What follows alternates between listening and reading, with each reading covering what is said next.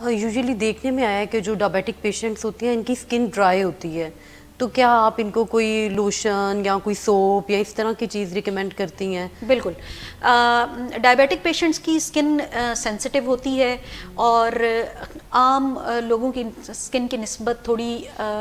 Dry ہوتی ہے، تھن ہوتی ہے، اور خاص طور پر جو ہماری پنڈلیاں ہیں، ٹانگوں کے ایریاز ہیں جہاں پر خون کی سپلائی ڈائبیٹکس میں خاص طور پر نالیاں خراب ہونے کی وجہ سے خون کی سپلائی کم ہو جاتی ہے، ان میں اسکن پنڈلیوں کی اور پاؤں کی اسکن خاص طور پر باریک ہو جاتی ہے، ڈرائی ہو جاتی ہے، شائنی ہو جاتی ہے، اور وہاں سے بال غائب ہونا شروع ہو جاتے ہیں اور ٹھنڈی ہونا شروع ہو جاتی ہے۔ تو ایسے پیشنٹس کو ایک تو اپنے ڈائبٹیز کے کنٹرول کو بہتر کرنے کے علاوہ انہیں ایڈوائز کیا جاتا ہے کہ آپ اچھے طریقے سے اپنی اسکن کو موئسچرائز کریں، لیکن آپ نے لوشن انگلیوں کے درمیان نہیں لگانا جو ایریاز پہلے ہی آپ کے گرم اور وہاں پر پہلے ہی نمی رہتی ہے، جہاں پر فنگس لگنے کا پہلے ہی خطرہ رہتا ہے۔ تو آپ نے ان ایریاز کو ڈرائی کرنا ہے، اور جو ڈرائی ایریاز ہیں ان کو موئسچرائز کرنا ہے۔ تو یہ آپ نے خود دیکھنا ہے، اس میں جو ڈھکے چھپے ایریاز ہیں جہاں سے ہوا کا گزر کم ہے وہاں پر آپ نے موئسچرائزر نہیں لگانا۔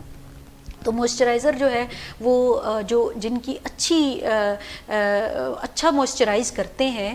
وہ اس میں ڈو کے موئسچرائزر بہت اچھے ہیں، پونڈس کے بہت اچھے ہیں، لیکن یہ جو تبت ہے، سیف گارڈ ہے، اس طرح کے سوپ اور ان سے ریلیٹڈ پروڈکٹس کو اوائڈ کرنا چاہیے، کیونکہ ہمارے جلد کے ڈپارٹمنٹ میں